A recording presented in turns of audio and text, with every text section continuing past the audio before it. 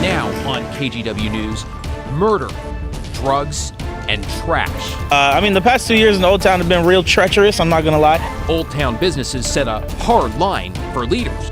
What they say has to happen to really make streets safe. Plus, racism in school sports. It just makes me sad to know that we're in 2022 and we're still having this be an issue.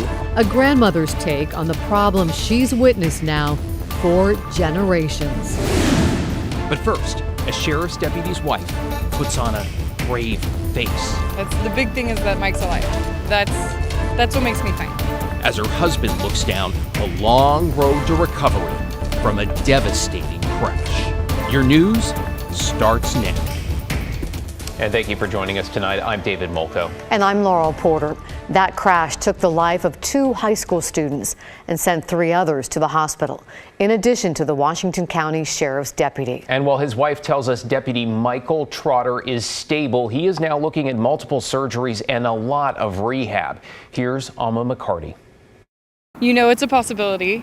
You hear stories, but you never think that it's actually you. As the wife of a sheriff's deputy, Heather Trotter always knew this day could come. Her world came crashing down Wednesday morning with a knock at the door. I was like, oh my God, is he alive?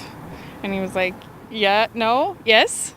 And said, but we don't know his condition. Her husband, Michael, had been critically injured when a car full of teenagers ran a red light and slammed into him on TV Highway in Beaverton. His pelvis is destroyed. Now in the hospital, the full scope of his injuries is starting to sink in. He had internal bleeding. It's a fairly low prognosis that he will get full function in his left leg. At the same time, the families of 5 teenagers are also dealing with the devastation. You're not supposed to go before your parents, so that's hurting me, my dad, my uncle, that's hurting everybody. Southridge High School students Matthew Amaya and Juan Pacheco Aguilera were killed. He was just a really kind person. He was always motivated to do better. He was trying to graduate early. He just always made sure everyone was okay. He put everyone before himself. 3 other teens were hurt, their conditions unknown. As the reality of the damage becomes clear, for Heather Trotter, it's the community support. I don't know that I can say thank you enough. And pride for her husband's work that keeps her going. The big thing is that Mike's alive. That's what makes me fine. Friends have set up a GoFundMe page for Deputy Trotter and his family to help with non-medical costs. A crash reconstruction team is still investigating, so we don't know much yet about what led up to the crash, but we'll keep you updated. David? Yeah, we certainly will. Thank you, Alma. One of Portland's most dangerous streets is expected to get millions of dollars to make it safer. Today, City Council gave final approval to transfer 82nd Avenue from state to city control. Now, that includes a 7-mile portion from northeast Killingsworth to southeast Clatsop streets. The road has been a hotspot for speeding, shootings, and all sorts of other crimes. And even though there have been some efforts to improve safety, neighbors have pushed to have it under local control to bring it up to city standards. We talked to one student who goes to McDaniel High along Northeast 82nd. I'll just be on the street, on the sidewalk, right by the rushing cars, and I have to be like, sure, I'm not too close to the street, because if I wander like maybe a foot off or just slip, I'm right in oncoming traffic and there's 40-mile-an-hour cars. So yeah, everyone knows it's just a scary street in general. The Portland Bureau of Transportation said from 2015 to 2019, there were nearly 2,000 crashes on 82nd. 76 people were killed or seriously injured. 76. PBOT plans to use up to $80 million for pedestrian safety improvements, and that transfer should take place in June. Reports of kids using racial slurs during high school sports is really hitting a nerve with community members.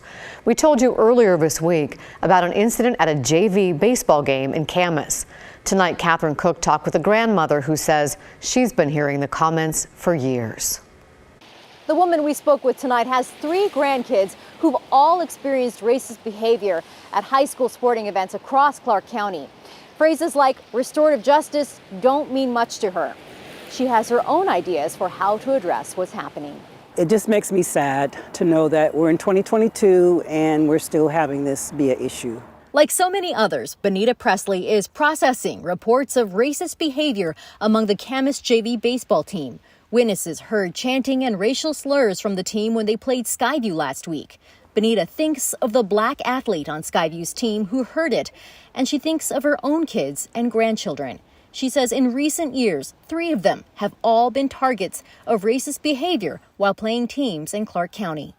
I stopped going to the games because to hear the N-word being thrown around, to hear the word monkey being thrown around, the parents of the kids that were saying it, sitting in the bleachers, laughing and smiling and not telling their children not to say that, I got up and left. In the most recent case with Camas, the district's investigation found Camas players did engage in racist behavior.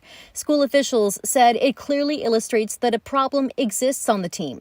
They also canceled future JV games until the situation with Skyview and Camas baseball is resolved. Benita has a couple ideas on resolving this big picture. She says first, parents need to take accountability. Your mindset and what you think and what you teach and what you tell your children is what they're going to hold on to. So starting at a very young age and what you display in your household and what they hear you say is what they're going to go out in the community and emulate. But what if they can't do that? Benita has another idea, a 12-step program of sorts. We need a racist anonymous. And some people could come forward and honestly say, my name is so-and-so and so, and I'm a racist. I am a racist. And I learned this behavior from somebody, and I want to get better. I want to get well. Anything to help break the cycle. In Vancouver, Catherine Cook, KGW News. And our thanks to Catherine for that really important follow-up. Okay, Portland's street response program could soon get a major expansion and move to round-the-clock service. Mayor Ted Wheeler said it's going to be in his annual budget proposal next week. Now, street response started in southeast Portland's Lentz neighborhood and went citywide just last month. The Oregonian reports if the mayor's plan moves ahead, the program will operate 24/7 by the fall and add staff. Now, PSR is designed to provide an unarmed response to non-violent behavior and mental health calls. A small team includes crisis counselors and paramedics. They are sent in place of police. The team currently operates about 14 hours a day. Meanwhile, homelessness and rampant crime continue to plague Portland's Old Town. And you might remember in early March, community leaders issued a 90-day list of demands. These are things they wanted from the city and the county. So today, at the halfway mark, they offered a progress report. Pat Doris took a look tonight on the story. We'll start with the good news. Clean and Safe has dedicated 3 staff members and 1 truck to pick up garbage in the area, which is helping. The Old Town Community Association also demanded daily garbage pickups and then found out that's always been the schedule. It just wasn't happening, but it is now. Business owners and parking lots are also increasing lighting, and graffiti cleanup is underway. Now for the bad news. The operations director for Clean and Safe said on his way to the news conference this morning, he walked past Portland police investigating an apparent overdose death. The body was still there on the ground. He compared Old Town to a refugee camp. My background includes humanitarian aid work in a number of different environments and countries, and I can say with some certainty that living conditions in refugee camps and displaced person communities are somewhat better than what we find on our streets currently. 4 of April's 9 homicides happened in the greater downtown area, including Old Town.